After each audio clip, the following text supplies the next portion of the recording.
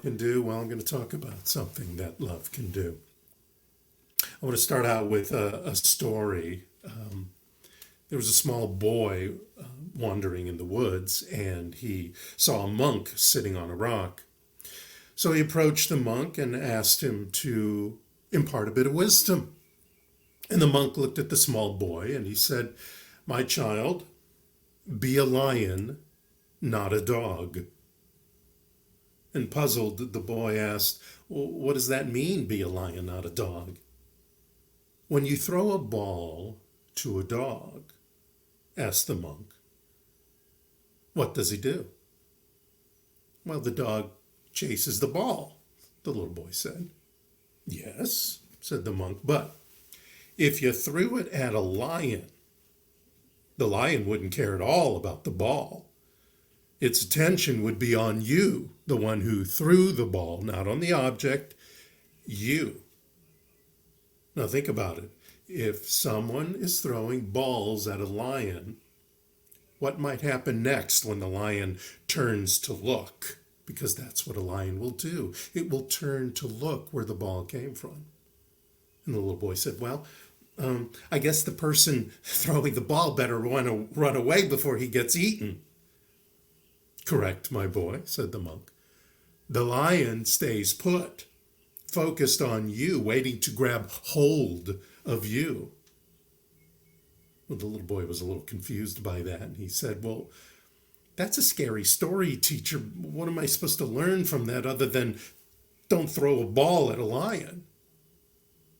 And the monk looked at him and he said, "Like the lion, my friend, always focus on the source, not the incidents, not the effects. Go to the source." Today I want to talk about intention. Now, Merriam-Webster defines intention as something that implies little more than what one has in mind to do or bring about. Now, that doesn't sound very powerful. It's an implication. It's not something definite. But Michael Bratman, in a book called Intentions, Plans, and Practical Reasons, said a mental state, this is describing intention, a mental state that represents a commitment to carrying out an action or actions in the future. Intention involves mental activities such as planning and forethought. Well, that's a little better because it's a commitment. It's a commitment to the future. That's a little weak versus a commitment to the now. But in my research on the definition of intention in various places, I also found out that intention has to do with being in resolve, to declare, to manifest. Now we're getting somewhere. To be in resolve is to be in intention. Ernest Holmes wrote that we demonstrate from the tendency of our thoughts. Mindful attention to our thoughts and underlying intentions help to clarify the tendency of our thought to demonstrate the good that we choose. He continues, man's thought is creative because his thought is God power flowing through his individualized will and imagination.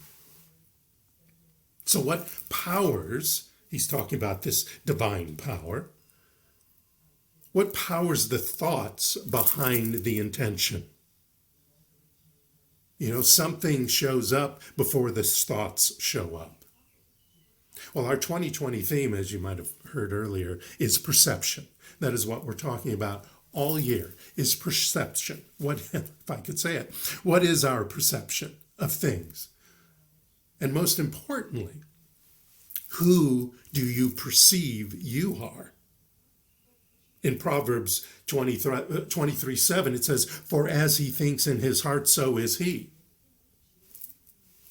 A little wisdom from the Bible there. So to find out who we think we are, there are many ways. We can take a look at the life that we are living and what in the experiences we have. We could take a look at the people that we surround ourselves with. We could take a look at the boundaries we set for ourselves, boundaries that may protect us and boundaries that may stick us into lack and limitation and not allow us to move forward. Those are boundaries too that we don't really want. But most important is what you say to yourself you are. Do you say things, or do you feel or think that life, do you perceive life is that I am what I have, so that possessions define you, or I am what I do, so that achievements define who you really are, or I am what others think of me? Is it your reputation or the talk about you? Is that what defines you? Or do you have this feeling that you're separate from everyone, that you are alone all the time, no matter what? I'm not talking about lonely, that you're by yourself, but that you are alone and there is nothing and nobody out there for you, with you. Or that you feel, do you define yourself as being separate and disconnected from your desires? Does victimhood define you? Or do you define yourself as being separate from God? Do you step into the duality that God is out there only, or worse, up there only, judging you, assessing you like Santa Claus? Now, you may say and think some of these things, but none are true. None are true with the big T. They may have truth to them, but none are true. Those are merely facts that you have chosen to accept in your life.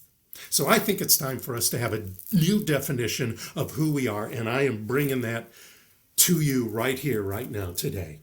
It's time to be a maverick. A maverick. Alan Rickman, you might know Alan Rickman. He's an actor you've seen for years and years and years, a lovely actor. And he wrote, "Maverick is a word that appeals to me more than misfit."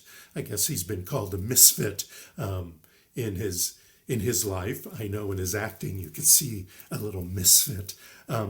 Maverick, he says, is active. Misfit is passive. Maverick is active.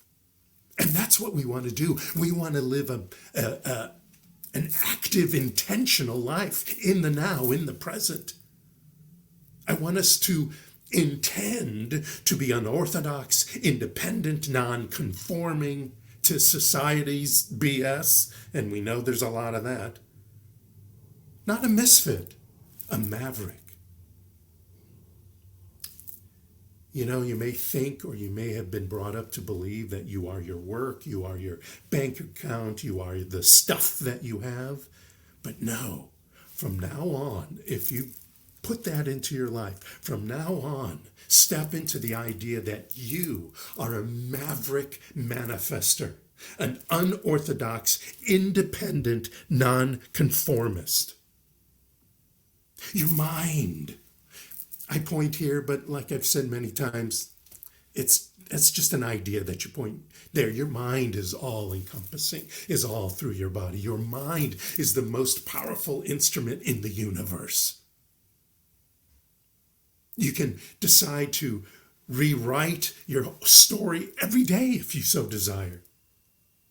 We become masters of our own experience by creating mindful intentions and daily training our minds to choose and stay on the idea of those intentions being manifested now. That's a maverick, not manifested someday.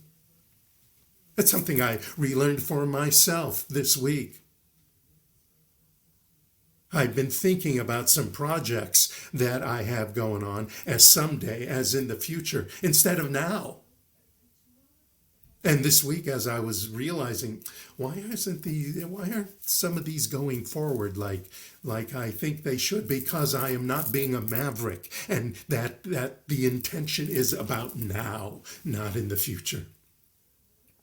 Carlos Castaneda, in his final book, The Active Side of Infinity, wrote, "Intent is a force that exists in the universe.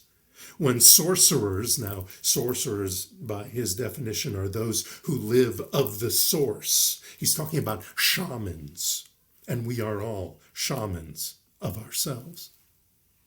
When sorcerers beckon intent, it comes to them and sets up the path for attainment, which means that sorcerers always accomplish what they set out to do.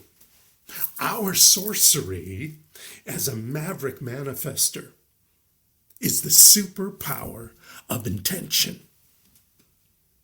Ernest Holmes said in the Living the Science of Mind book, the power that creates exists before we use it. However, it can give us only that which we mentally take, and often our unbelief becomes our acceptance, our fear, a misplaced faith.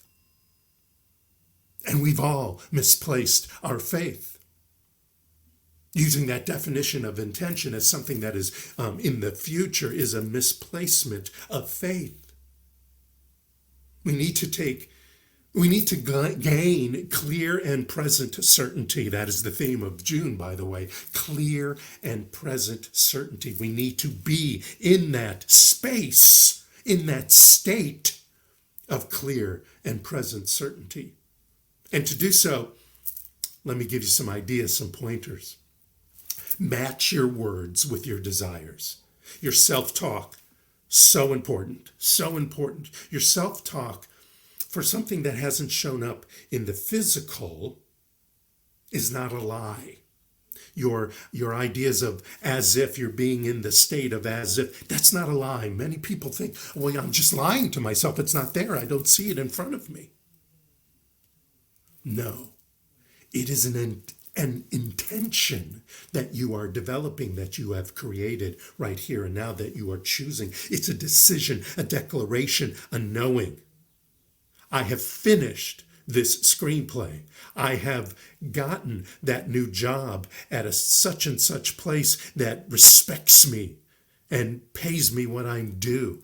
That is right here and right now. I don't have to know the how. I don't have to know how it's going to show up. I have to know that it has shown up, and what it looks like, and what it smells like, and what it tastes like, and what I see and feel when I'm in it.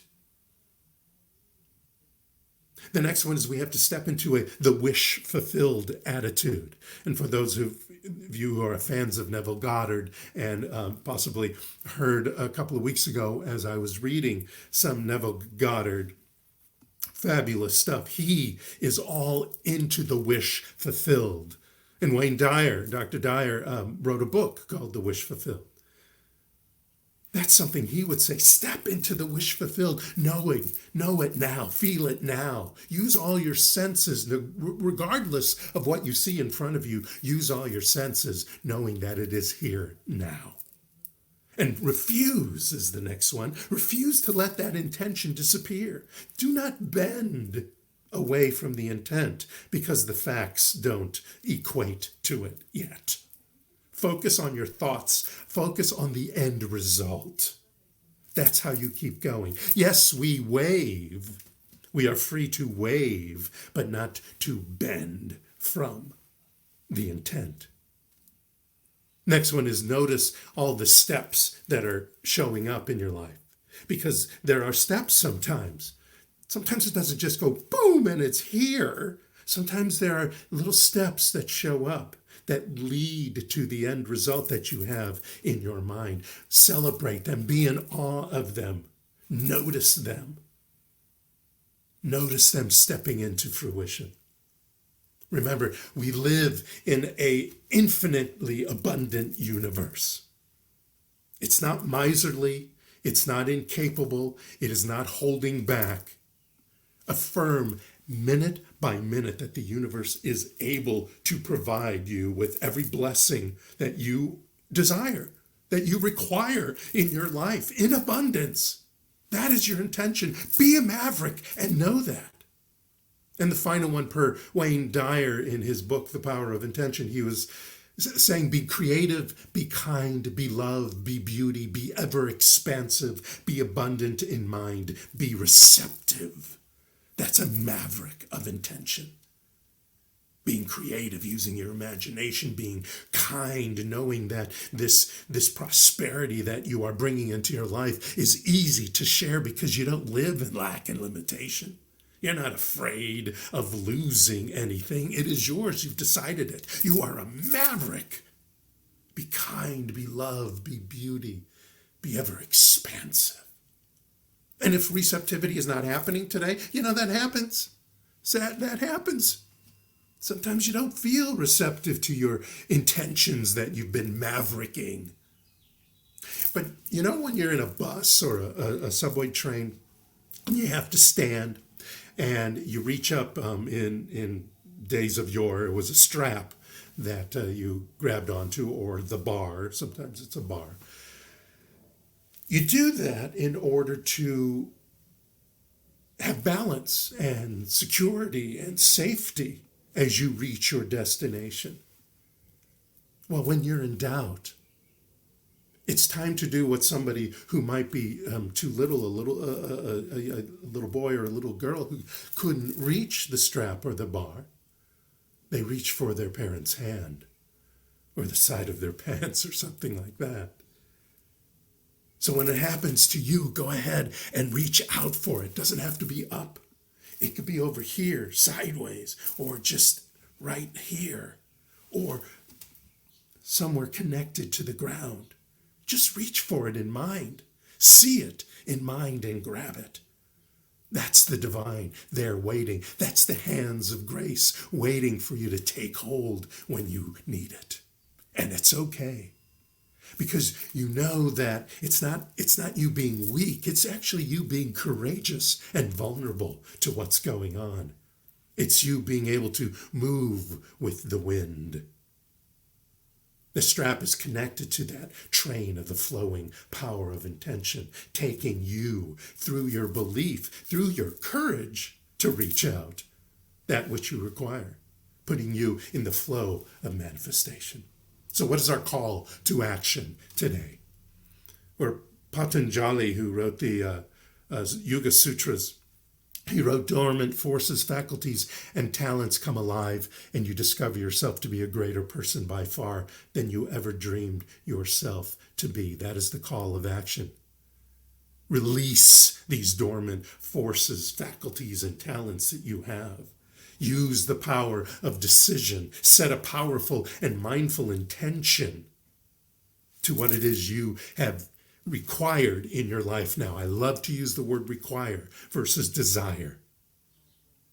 Be bold and require it, not desire it. It's okay to desire it. I'm not saying there's anything wrong with it, but I want you to be bolder than that. I want you to require it in your life, whatever it is that is next, that you have decided is next. But next is today. Be a maverick. You don't have to be a well-dressed, dandy, high-stakes poker player in the Wild West like James Garner was in the show Maverick. He played the character Brett Maverick. You don't have to be that kind of maverick. You don't have to be the hotshot fighter pilot with a reckless attitude and cocky demeanor like Tom Cruise was and will be again, I guess, in Top Gun when he played the character Maverick. You don't have to be that. You can be a maverick by just clearing a path for definite and measurable and intentional demonstration of faith that you always pay attention to, that you all always are on. Don't let yourself create a life by default or statistics. Nurture your intention with awareness, with acute, maverick-induced awareness. Be in harmony with the power which is responsible for all that creation. Be in the speed of the divine. Be attached to that power. Commune with that power. Reach out and take hold of that strap of that power. Be bold, brave, independent, inclusive, knowing the abundance of the universe is there for you. That is the attitude, that is the perspective to take to become a maverick. Be open at the top.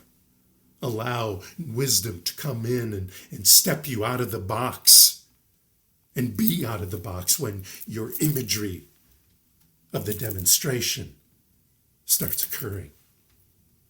One of my favorite books is this thing called You by Ernest Holmes.